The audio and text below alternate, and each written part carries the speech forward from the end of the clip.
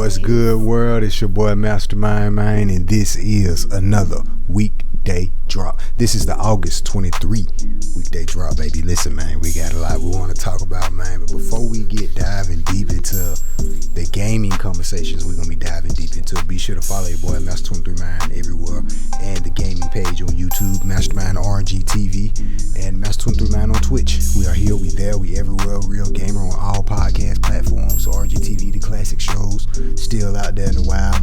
Hey, check it out. But listen, man, story time before we dive heavy into the show. I got a couple backdrops I'm gonna kind of talk about and show y'all. I got some stuff on my handy dandy board we're gonna come in here and talk about, you know what I'm saying? But I'm gonna talk from the board first, and then we're gonna go to the digital stuff in a second. But I gotta come in here and give y'all a quick story, because man, I kind of took like the last episodes, man. The last episode I was kind of like on a little burnout break. That's what I call a burnout break. It's just one of those things, man. And shout out to all of the people that's been rocking with me. And I really, it fell on my conscience to be like, when I was like, you know, I'm a solo man show, you feel what I'm saying? Operational, I am, but we do got a lot of support. We do got people, fans rocking with us, and I appreciate that. So I felt like I kind of left them out. So I just want to apologize to the fans, man, and to everybody that's rocking with us, the day one people that rock with us behind closed doors, don't even show likes or comments or anything, but we appreciate you.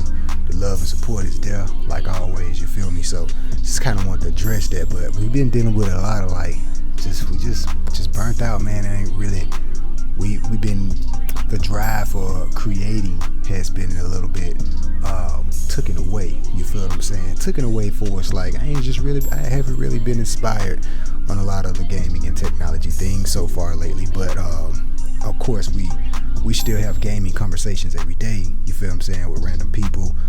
We still gaming. Be sure to follow me on Twitch. I'm still playing God of War, you know what I'm saying? So the passion and things, the love for it, of course, is still there, but just the drive to just get up in here, man, and come and do a podcast, man, in here, man, it hasn't been there lately. But I got a show for you today. Let's get right to it, man. Listen, we got stuff we want to talk about, man. The GameCon show just dropped.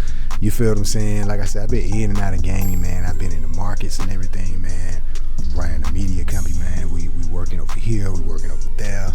We've been so busy, man. So I still been kind of, you know, keeping up with everything that's been happening in gaming. GameCon show just left, and pretty epic. We seen some things, and one of the things we seen was Assassin's Creed, the new Assassin's Creed. Listen, it's dropping in October the 5th. Listen, man, I'm not gonna lie, I'm not gonna get it when it first dropped, but it do look good. That's the thing, it looks really good. And when I seen it, I immediately thought of the one with the Spartan kick. Yo, they bring the Spartan kick back. Hey, check out my classic videos on YouTube. But I thought about that one. Then it put me in a little bit of mind of Prince of Persia a little bit. I think I spoke on this on one of the shows before. You feel me? So it's one of those I was happy to see more about, but I don't think it's gonna be an Assassin's Creed that I'll probably get on day one launch. I need to know more about, are we gonna have a DLC? And if we do have a DLC, I'll probably get whatever package that lets me know in full writing, that's actually truthful to the full writing of, hey, if there's a DLC and there's anything else that's dropping with the game, I want to be able to go ahead and just pay for that. Because my experience with Assassin's Creed Valhalla, I paid for the deluxe pack or whatever, and one of the DLCs don't come with the deluxe pack. What deluxe pack you buy that don't include a random DLC? Like, so that right there, I got some feelings towards this next Assassin's Creed, and they're not even sure about it, even if they're gonna drop a DLC for it. But I am excited to see whatever Assassin's Creed has to offer us. And shout out to the homie Q, because I know Q's gonna love it, man, and I can't wait to see how, you know, what Q do on the game and how he play it and everything, you feel me? And I can't wait to get my hands on it, but it's not gonna be one of those things I'm a rush and play, you feel what I'm saying? But I was happy to see it. So October 5th, keep your eyes open. Speaking of upcoming games, we got Tekken 8 Man, like I said, the fighting game activity is busy, man. So this new Tekken 8 dropping January 26th next year. That's gonna be pretty dope. Can't wait to see, how that unfolds and everything. We see Street Fighter doing this thing, Mortal Kombat on the way. And listen, the video they showed for Mortal Kombat at the GameCon is wow, like it's pretty cool. I can't wait to see what Mortal Kombat do and how they integrated the new playstyle with the characters and everything. That it really reminds you of Marvel vs. Capcom, just a little bit. And I want to see what Tekken 8, how they're gonna answer to. We're not just another fighting game, just like how Street Fighter kind of came out and did their own little thing, like with the online situation. You can meet up in like a little slightly metaverse or whatever, and the little arcade room they got in the waiting room. That's pretty cool. I think that's another little element that you don't really expect on a fighting game. So Street Fighter got their own little thing, how they got it, and plus the other stuff that's over there. Mortal Kombat, how they're integrating new things into their fighting game. So I can't wait to see what Tekken do. What they're gonna do to just put the stamp on we're not just another fighting game. I really hope they bring back, remember what I was telling y'all before, like how they did the old Soul Calibur, to where you can have special characters. If you got the Xbox, you get this character. You got the PlayStation, you get this character. Now if Tekken could bring that element to the game, I think that'd be one of those stamps to where, okay, this is what you're getting when you get this fighting game.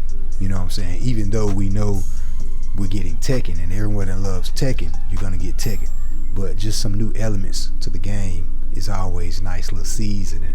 I think us gamers is craving for. So can't wait to see what they're gonna do with that. Listen, man, before I get into my next, I'm gonna talk about Game Pass and like 3 different things I got broke down on my board. But I want to speak a little bit about this Modern Warfare 3. So I'm so tired of talking about Call of Duty, because 1 minute Call of Duty is like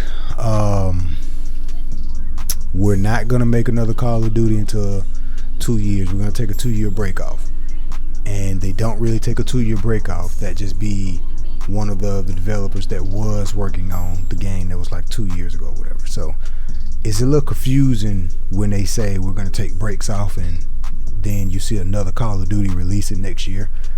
So this one, pretty much Modern Warfare 3, all your stuff will be able to transfer over. Before I get into all the things that I do like about it, because I seen the trailer, the cinematic trailer, and then the gameplay trailer.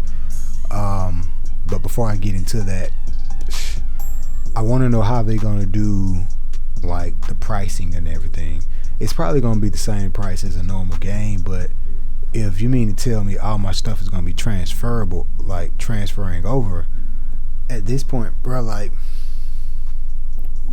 what's the point of me even getting this game? Like, what's the selling point for Modern Warfare 3? I haven't really been able to see that yet. Yeah, we're excited for another new Call of Duty again this year. But again, what's the selling point? And that's one of the things I was thinking about, because the trailer, of course, looks good. We know there's probably story mode. Story, yes, gonna be amazing. But damn, when I think about it, I haven't even finished beating the story mode that's on Modern Warfare 2. You know what I'm saying? So it's like one of those things, okay, we know your story mode is gonna be dope.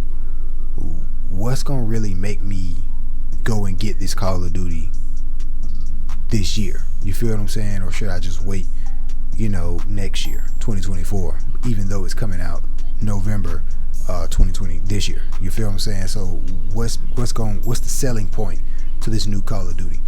Some of the things we heard was one of they're gonna do something with the campaign or whatnot, like so how those what's those missions when it's like the squad missions or whatnot, when you're playing 3 people on teams and all those things, they're gonna try to do something with the story mode to where I explained it earlier, but I didn't really know how to explain it. They're gonna be doing something new with the campaign mode, And it's one of those things to where it's like, okay, that's gonna be cool, but is it gonna really draw people to play it? And I think what draw people to play Call of Duty, of course, is the multiplayer every year. But what are you gonna put into this story mode that's gonna really say, okay, we're gonna skip over multiplayer and just jump right to the story mode? You know what I'm saying? I just feel like they gotta bring something new to the table, and what's gonna be the selling point to this Call of Duty? I haven't really seen a great selling point that's gonna make people just run out and buy this one. Modern Warfare 2 has had some great reviews this year. You know what I'm saying? Zombies.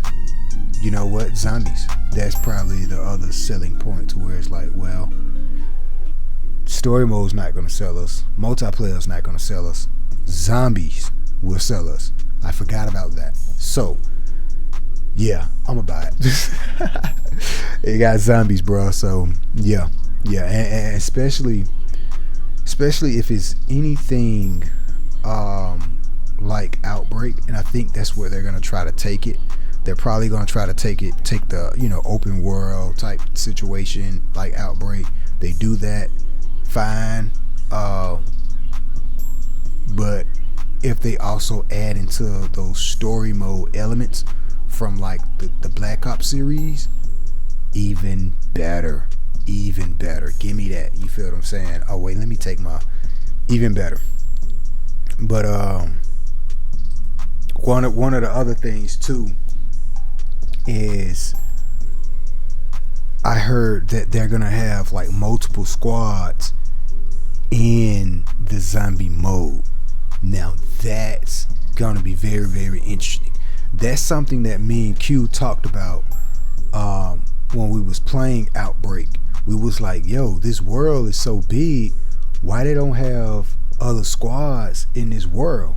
Kind of like make it how I still feel this way. If they put the focus on zombies, how they put the focus on Warzone, and make like an open world for zombies, and I think that's what we're gonna get with this one. Now we got some.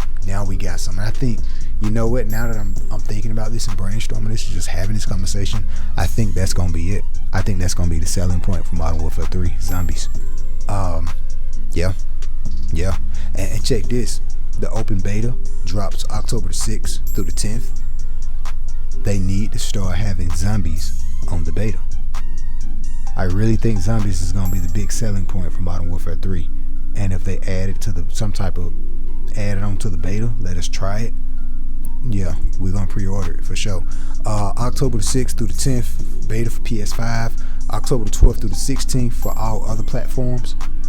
Check this, the Microsoft deal with the Activision. Yeah, they're gonna win it or whatever. They're still in court going back and forth with the EU. But it's gonna go through. But you notice how this Call of Duty still got dabs, or what PlayStation still got dabs on this next Call of Duty. Interesting, very interesting. So I don't know, maybe for the next Call of Duty, I don't know how it's gonna rock out, but this Call of Duty obviously still got dabs first on PlayStation, so that's what's up. Now let's get into this right here, man. So, Game Pass. There's a heavy lot of debate. This conversation is probably gonna go good 8-10 minutes. There's a lot of debate about PlayStation, the PlayStation Plus versus Xbox Game Pass, or PlayStation versus Xbox. A couple hours ago, I was in a couple hours ago, yesterday. I see my days just be sticking together, man. Like I don't really have time for anything, man. But that was a heavy debate between some brothers, man. Not a heavy debate like we're gonna fight type heavy debate. It was more like debate of, I'm a PlayStation fan at heart, screw you Xbox. This guy over here, I'm an Xbox fan at heart, screw you PlayStation. And they were just going back and forth. Like, yo, it's interesting to see these guys go back and forth and have these debates about these consoles and whatnot. And they're gamers, but they don't really. Both of them was calling some he was calling some PlayStation facts, he was calling some Xbox facts, but some of it was like, yo, Let's really talk about it. Alright, so Game Pass. Is Game Pass the better bang for its buck versus PlayStation Plus? I'll have to say yeah. That was something that was in the debate about Game Pass. So check this. The reason I'll have to say yes because so many different reasons and updated reasons. I'm naming these 3 updated reasons.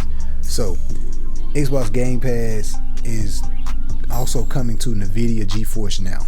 Nvidia GeForce Now, that's basically a cloud, the cloud services for you want to play like PC games through the cloud, and that's Nvidia offering that on their services. So that particular services is also coming to Samsung televisions. So Samsung television, the 2020 television, the smart televisions will be getting cloud gaming apps, something like the Nvidia GeForce. What is it? Nvidia GeForce Now? Yeah, Nvidia GeForce Now and Xbox Game Pass. And the newer Samsung televisions will already have Xbox Game Pass basically built into the television. So you can just basically hook your Xbox controller up to the television. That's a better bang for its buck. You feel me? And if you go back so many episodes ago, I was saying like, yo, PlayStation had the perfect opportunity to make something like that happen. We got the PlayStation television. Let's go into our PlayStation rant for a quick second. You got, if PlayStation made televisions, boom. They actually done this back in the day before with the PS3, but I think they were just too far ahead of their time. But like a time like right now, it'll be perfect. And what Xbox is doing makes sense. Perfect. Their partnership, what they did with Samsung, perfect. So with PlayStation, you got the Sony television, and when they did have the PlayStation View, they could have integrated that into the television, and they could have integrated the PlayStation Plus within the television. So you got your Sony television, you can play your PlayStation and PlayStation the View also on the television. That would have been an all-in-one package, all in-home, all for Sony. That's a win-win. Versus what Xbox is doing with Samsung, that's good competition, and I think that's healthy competition because along with the Xbox Game Pass, you got players like Nvidia GeForce Now also built into the television. So it's like, bruh, with PlayStation not being in this healthy competition mix arena, all glory goes to Xbox Game Pass. You feel me? So I just really wish PlayStation would have did that, because this would have been the perfect time for PlayStation to integrate something like that and do something like that. So to see them do that, let's talk about this Lenovo Steam Deck competitor. Check this. So we got the Asus tablet situation or controller situation, and now we got Lenovo jumping into the mix, and you also got the Steam Deck, and that's gonna take me over to my digital board here, the PlayStation. Let's see, can we find this? Let me pull this up real fast. So the PlayStation, let's talk about this PlayStation situation real fast. This PlayStation Portal, that's what they're calling it. At least it was code name Q. Let's talk about it for us a quick second. Drop my backdrop. There we go, baby. We're getting better at it. So look, check this. Zoom that thing out a little bit now. Hold up. Slow one. I'm trying to adjust it so it won't be so zoomed in.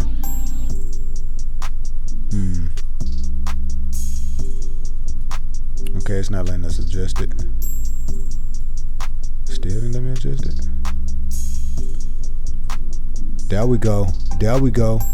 Alright. Boom. So check it. So check this out. So the PlayStation first remote play dedicated device, PlayStation Portal remote player, to launch later this year at $199, basically $200. From what I had already read this article and everything, but check this.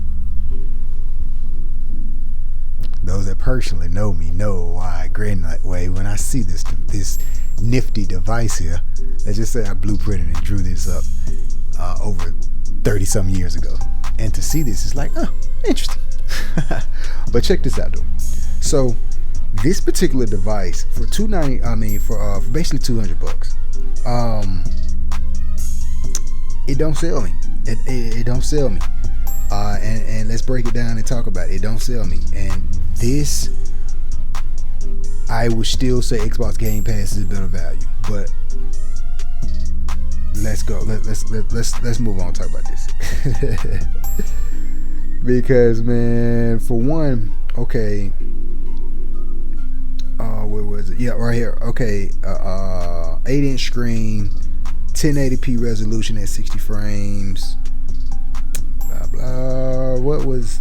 It don't have Bluetooth. That's what I was reading about it earlier, and it was saying that the Bluetooth features.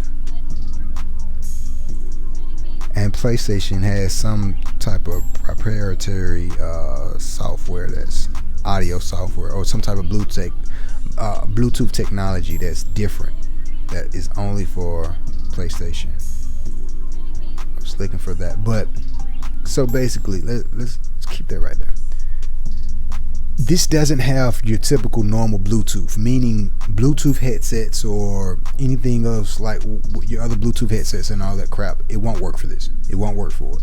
The battery life, probably not so good. You can only, right now, you can only play over Wi-Fi. Perfect device for game handheld, living room, simply. So, yeah.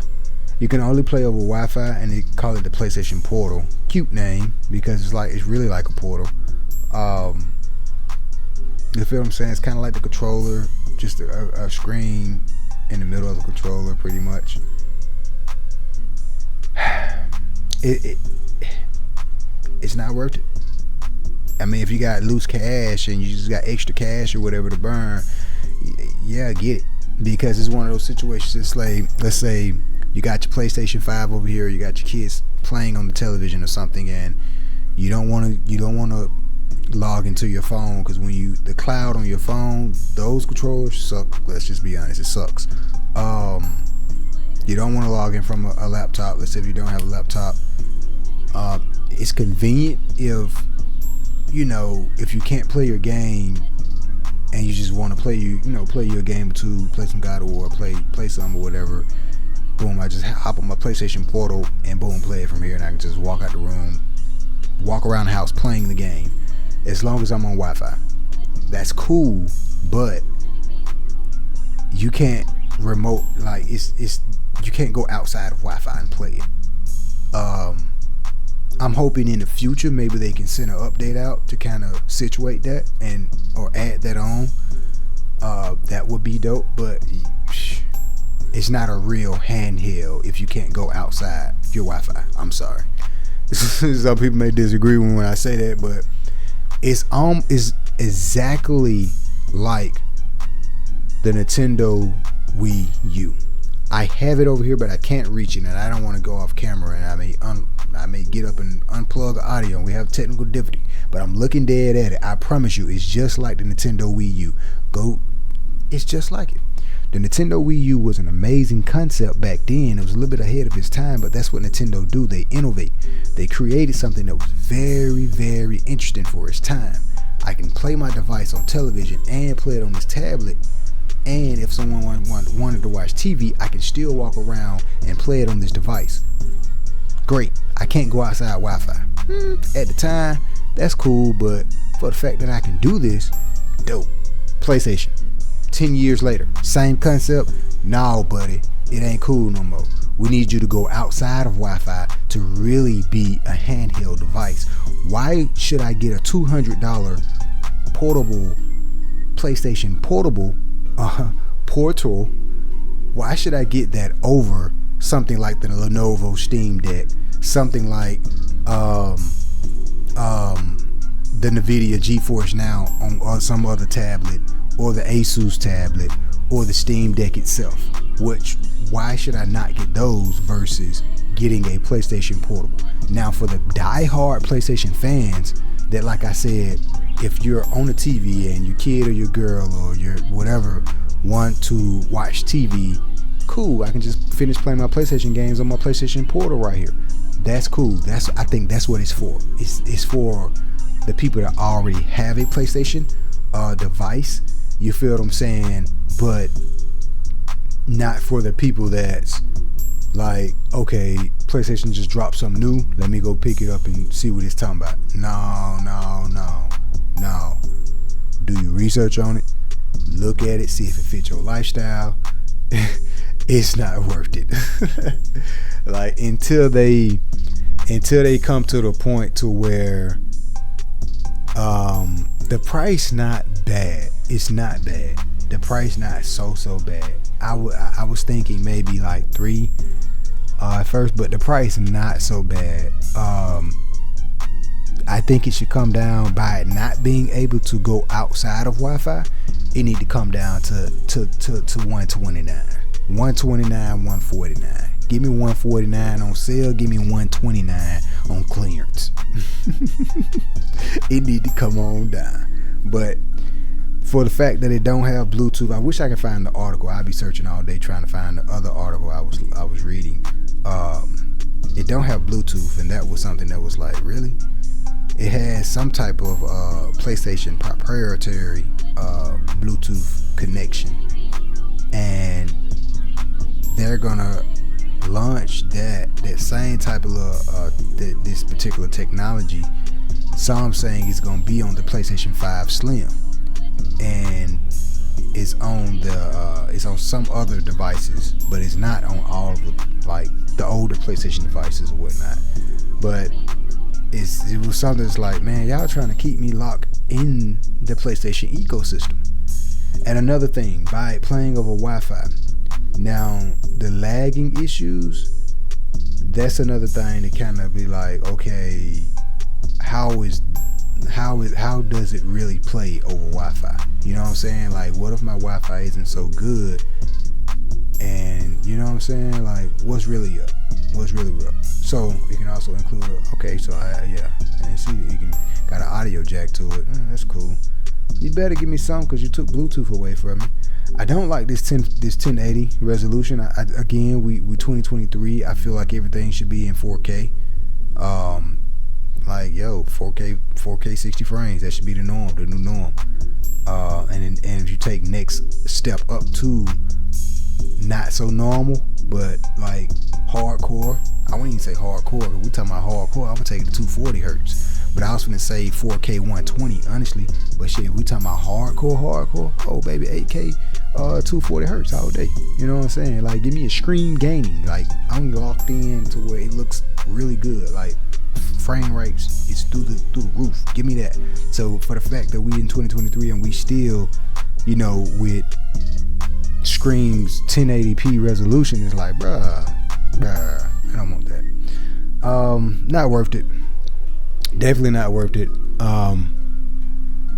But great idea. I mean, I can't really say great idea, but I'll say clever idea, interesting idea. Let's move on. I want to break something else down too. Let's talk about this Nvidia situation real fast. This Nvidia. So Nvidia's new DLSS 3.5 works on all of the RTX GPUs to improve the quality of ray tracing. The reason I wanted to talk about this, because we seen Cyberpunk 2077. We'll play it, but it may flag us. But we seen this Cyberpunk 2077 over the GameCon premiere or whatever, and listen, looks good.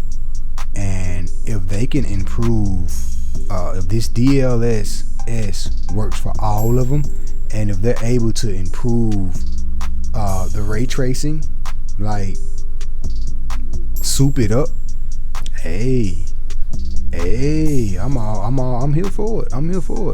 Like, here we go right here. The Alan's Wake 2 will also launch on October 27th with the DLSS 3.5 and full ray tracing. That's gonna be dope. You feel what I'm saying?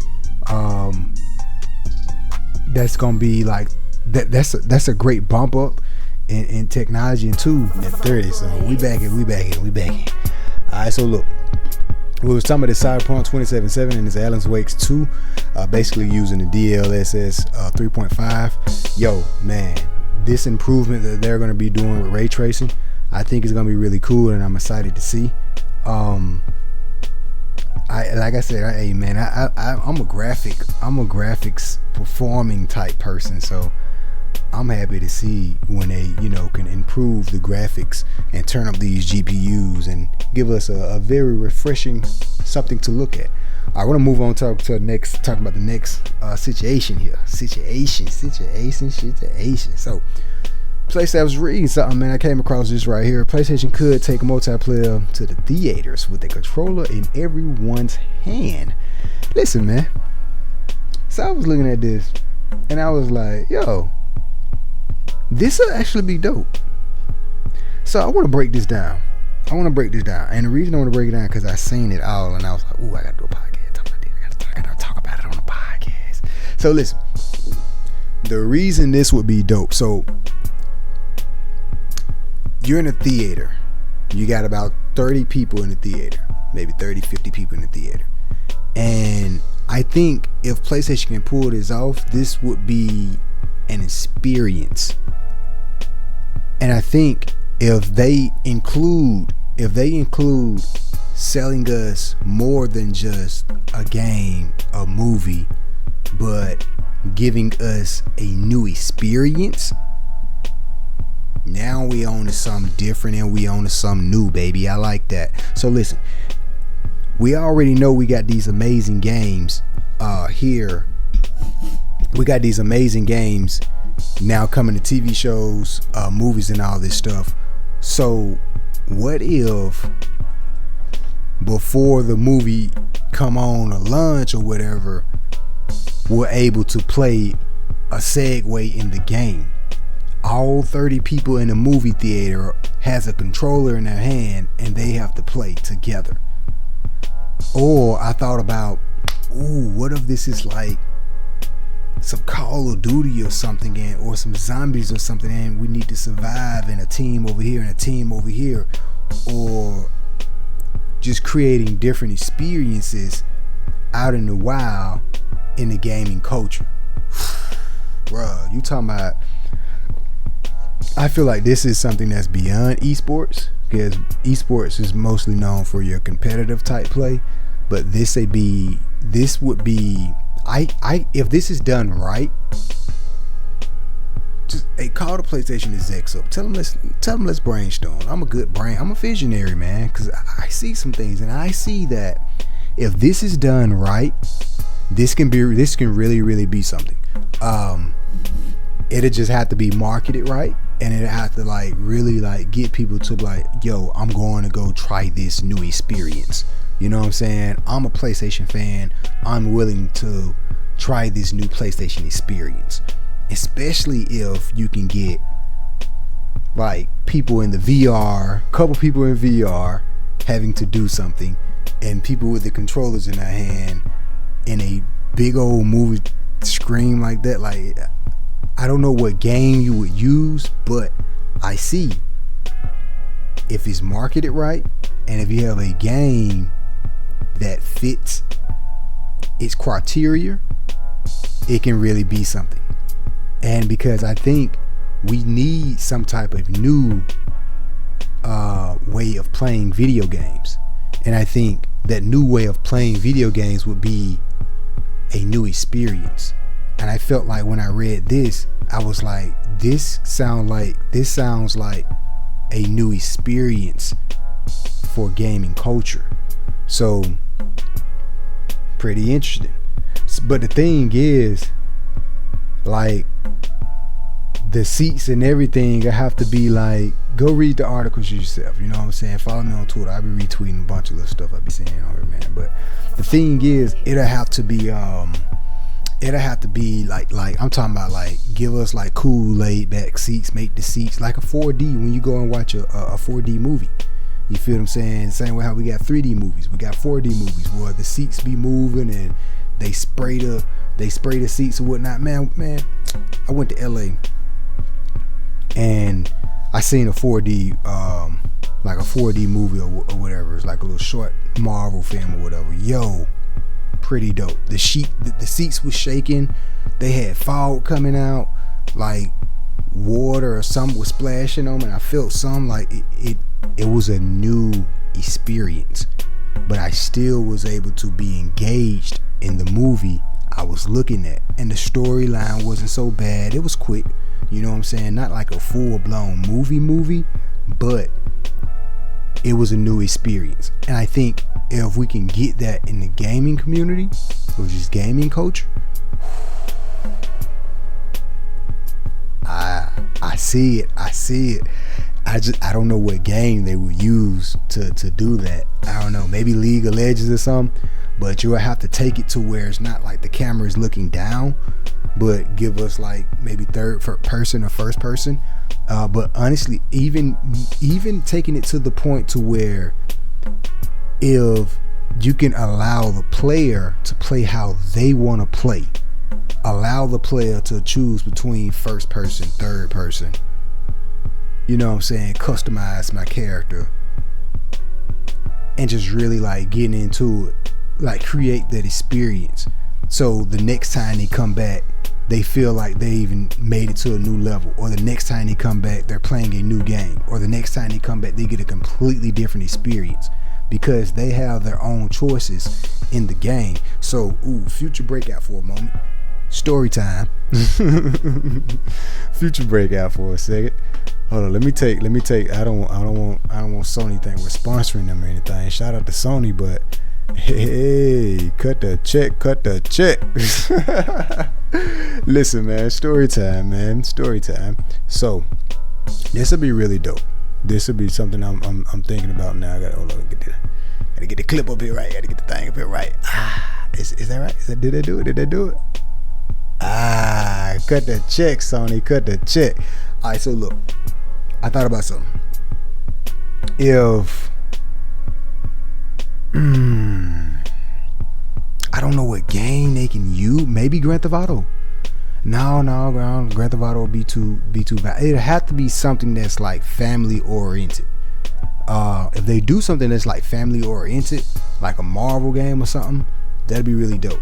But imagine, so for the movie enthusiasts, imagine going, for the movie lovers, you go to the movies, you may go and see that one movie that you love 3 times, because every time you watch the movie, you had like a different experience with it, or you felt like I just love that movie, and every time I seen the movie I learned something new.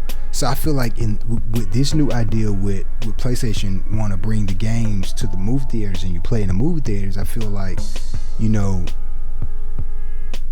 every time the person comes and play, they feel what's gonna keep them coming back and back and back? The freedom to play in the game. Boom. Now when you integrate the future of things, blockchain technology or pay to play, all this stuff integrated into it, I don't think they're gonna do this, but it's just my future visionary brain thinking right now. So let's say we go to pay for this PlayStation experience. Boom. You pay for the ticket, you get a little kickback because you got a place. If you got a PlayStation Plus membership, or if you got your PlayStation Plus membership automatically turns to your PlayStation digital wallet. They're already giving us the PlayStation collections or whatever, remember? So boom, every time you go to this new PlayStation experience, you get some points, or you get like a PlayStation collection that's going to your digital wallet or whatever. And now in this experience that we're immersed in, you give us the freedom to play the game how we want to play. Third person, first person, create your character, a little different stuff like that. And the questions will probably come up, well, what if someone take too long of creating their character? So let's say before we enter into the new experience, the new PlayStation experience, we'll call it the PlayStation experience. Before we enter into this new PlayStation experience, let's say for the PlayStation fans, I think this will work better for the PlayStation fans because we'll already have a PlayStation account, different things of that matter, and that all goes back to marketing. So if it's marketed right, we know about it, we'll already have our avatars or whatever created. Boom, we go in, scan your badge or where's your PlayStation ID. Boom, we already got you registered. Go ahead and start creating your character. We're going to begin the experience. Go through, watch your trailers or whatever while you create your characters for all the people that are already logged in with your badge or whatever. Boom, boom, boom. Alright, or you do that at home, however you want to do it. Boom.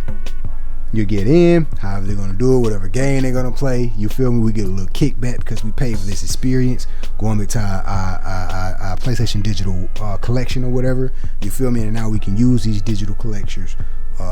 Maybe buy or sell them or use them within the game. And again, just giving us the freedom to play in this new immersive experience.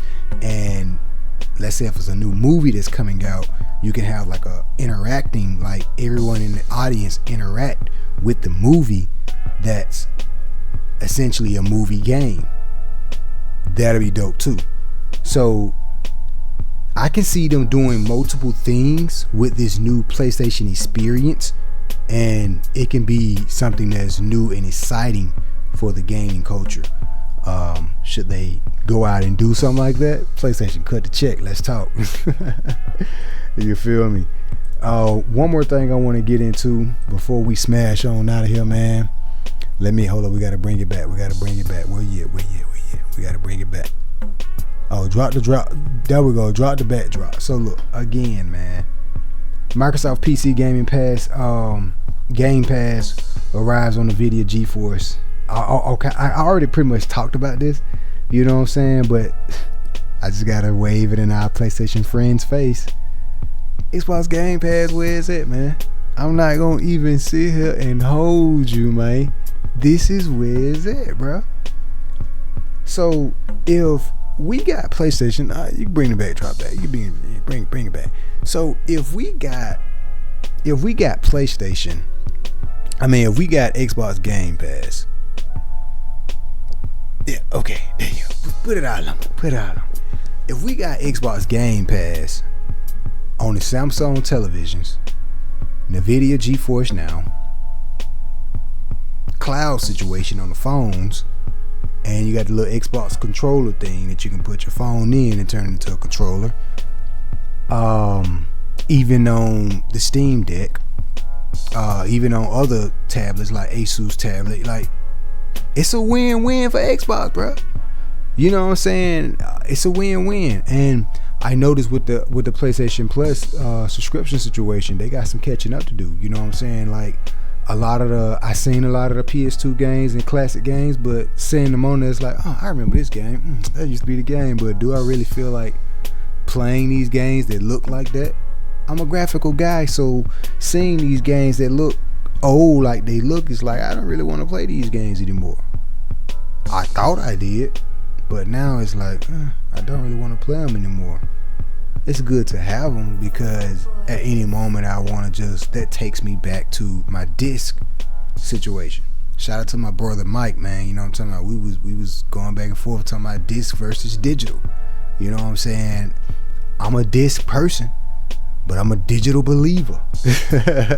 You feel me? So I feel like with the classics that just hurt, I would just a little PlayStation just kind of just smacked us in the face when you can't use your disc classic games, your PS3 games, your PS2 games, whatever. You can't play them unless they're digital, and if you have PlayStation Plus.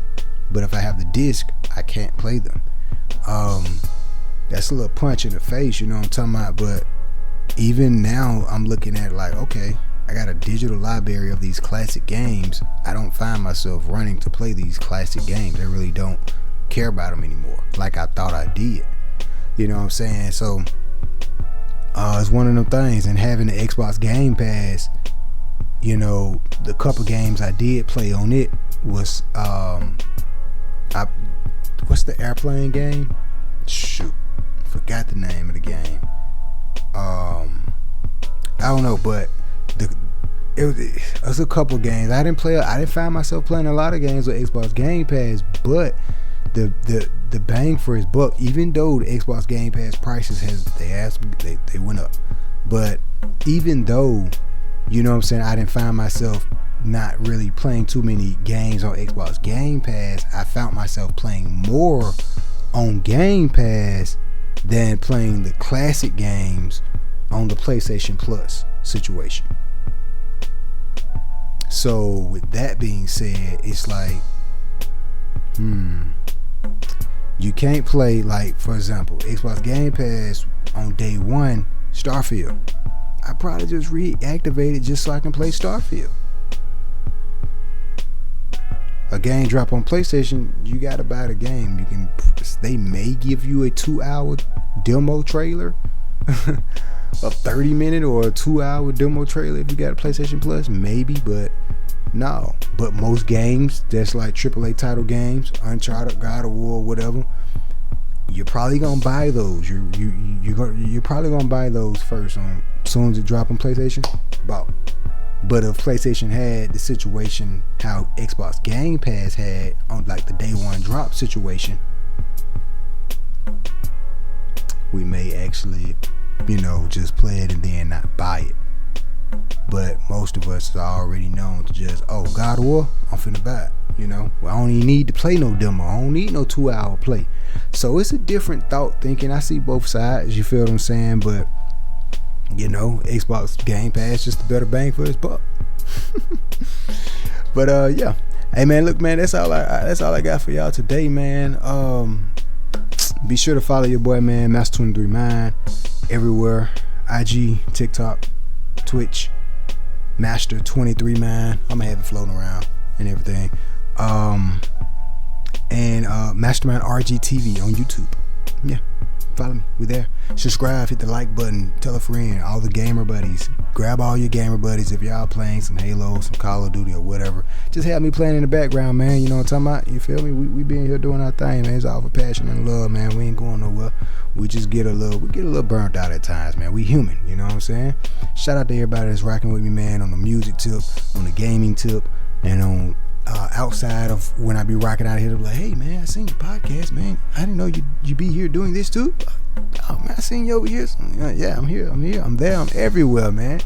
The classic RGTV shows, check those out, man. So the way I edit those shows is very special.